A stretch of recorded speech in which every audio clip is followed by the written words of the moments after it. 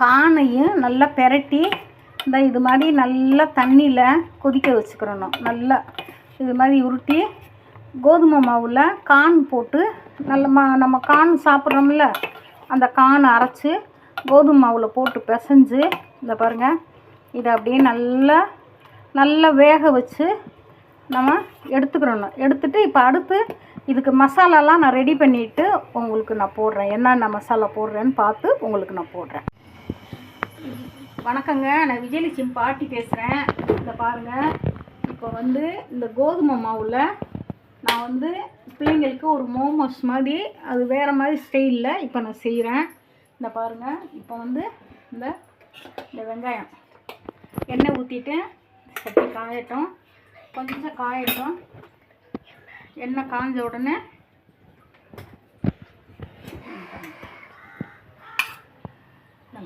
வெங்காயம்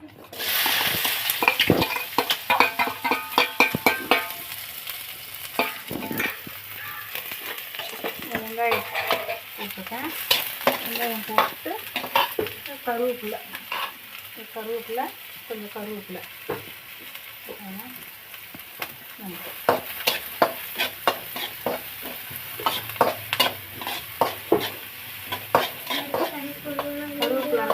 இது வெங்காயம் நல்லா இதானோடனே இஞ்சி பூண்டு போடுவோம். இந்த இஞ்சி நல்லா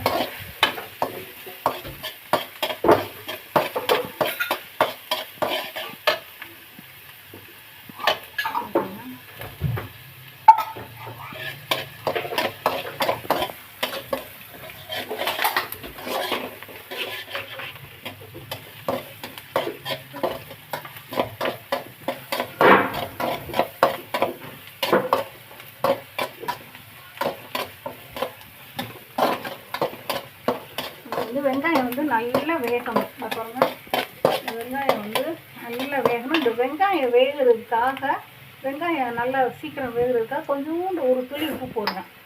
வெங்காயத்துக்கு மட்டும் உப்பு போட்டுருக்கேன். ஏன்னா கொஞ்சம் சீக்கிரம் ஆகிடும், வெங்காயம் வெந்துடும்.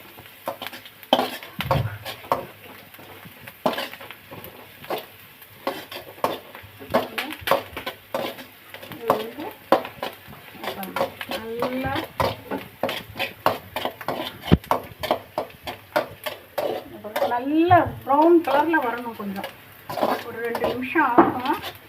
நான் ஸ்பீடில் வச்சு தான் கை விடாமல் கிண்டிகிட்டு இருக்கேன்.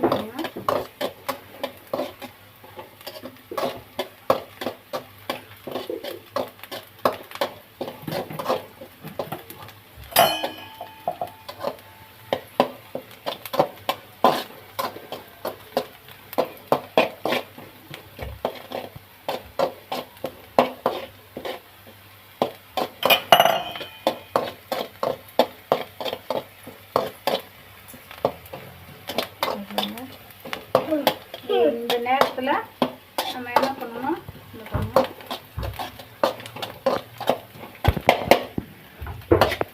இந்த நேரத்தில் நல்லா கலர் மாறிடுச்சுல வெங்காயம், இந்த கலரில் வரணும். இந்த கலரில் வந்ததுக்கப்புறம் நமக்கு இந்த இஞ்சி பூண்டு நான் ஏற்கனவே அரைச்சி ஃப்ரிட்ஜில் வச்சுருக்கேன். இந்த பாருங்க, ஒரு ஸ்பூன் இஞ்சி பூண்டையும்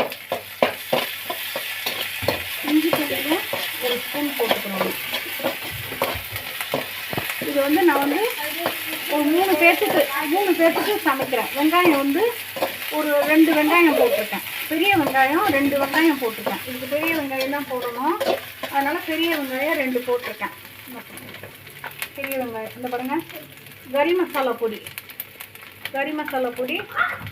ஒரு 1/2 ஸ்பூன் போட்டிருக்கேன். கறி மசாலா பொடி ஒரு 1/2 ஸ்பூன் போட்டிருக்கேன்.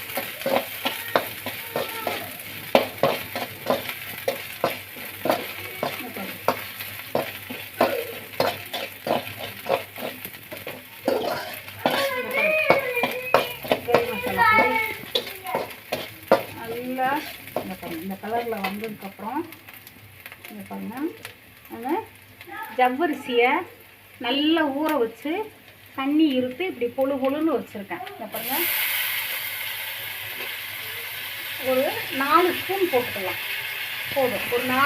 ஒரு 4 இந்த ஸ்பூனில் ஒரு 4 ஸ்பூன் போட்டுருக்கேன் பாருங்க.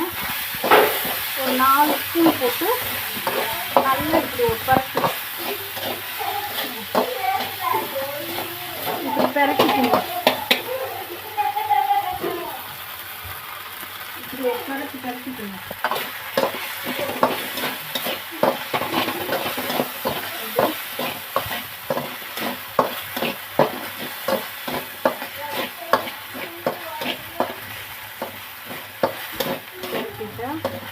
உங்களுக்கு ஒரு மாதிரி இந்த நல்லா இருக்கும், சாப்பிட்றதுக்கு நல்ல டேஸ்ட்டாக இருக்கும். கொஞ்சம்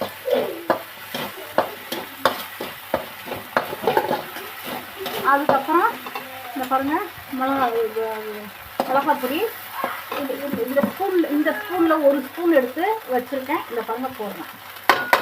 ஒரு ஸ்பூன் போட்டிருக்கேன்.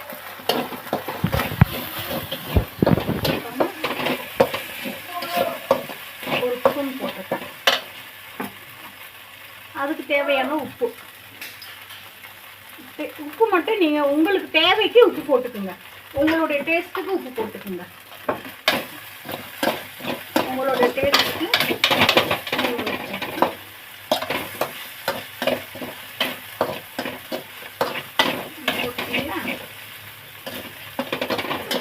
இந்த பாருங்கள் தக்காளி சாஸ் இல்லை.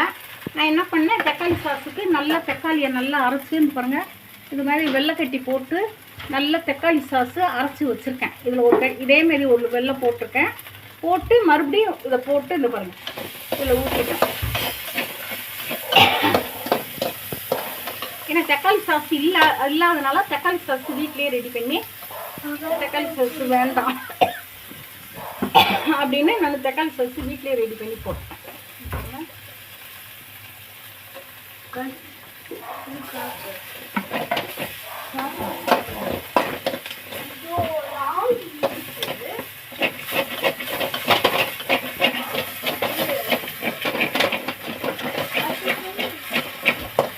சோயா சாஸ் இருந்தால் ஊற்றலாம், சோயா சாஸ் இல்லைன்னா பரவாயில்ல. சோயா சாஸ் ஊற்றினா கொஞ்சம் நல்லாயிருக்கும்.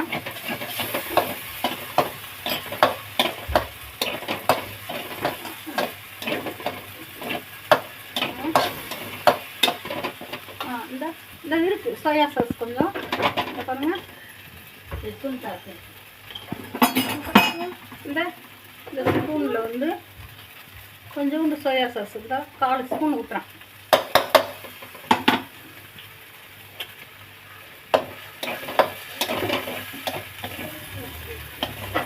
இந்த பாருங்க இதில் வந்து காணு போட்டு நல்ல மாவு கோதுமை மாவில் நல்லா பிசைஞ்சு கொஞ்சம் நல்லா உப்பு போட்டு எண்ணெய் ஊற்றி நல்லா பிசைஞ்சு நான் இதை வந்து வேக வச்சுருக்கேன். இந்த பிறகு தண்ணியில் போட்டு கொதிக்க வச்சுருக்கேன். அப்படியே நம்ம வந்து இதில் போடுறோம்.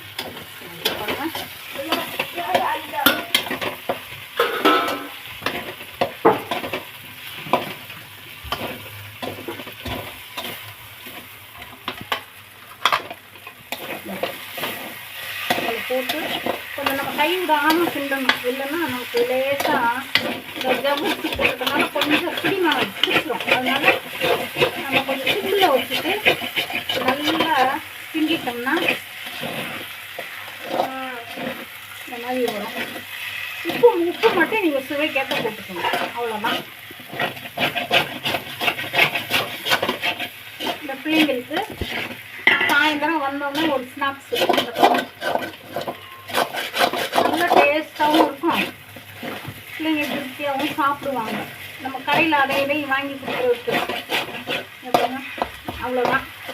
அடுப்பை ஆஃப் பண்ணிடுவீங்கன்னா அவ்வளோதான். இது வந்து உங்களுக்கு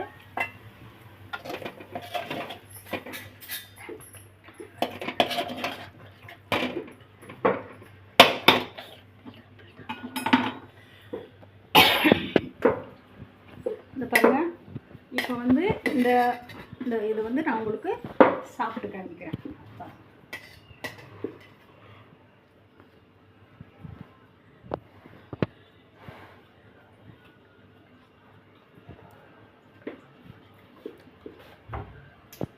நீங்கள் செஞ்சு சாப்பிட்டுட்டு எனக்கு சொல்லுங்கள். இது மாதிரி கிடைக்காது, நம்ம இது வீட்டில் தான் செய்ய முடியும். இந்த கோதுமை மாவில் நம்ம கான் போட்டு இப்போ அரைச்சி ஊற்றி பிசைஞ்சிருக்கோம். அதுவும் இல்லாமல் அந்த ஜவ்வரிசி அந்த டேஸ்ட்டு எல்லாமே வித்தியாசமாக ரொம்ப நல்லா டேஸ்ட்டாக இருக்குது. நீங்களும் வந்து சமைச்சு சாப்பிட்டுட்டு இந்த பாட்டிக்கு, விஜயலட்சுமி பாட்டிக்கு சொல்லுங்கள். இது பிடிச்சிருந்ததுன்னா சப்ஸ்கிரைப் பண்ணுங்கள், ஷேர் பண்ணுங்கள், கமெண்ட் பண்ணி விடுங்க.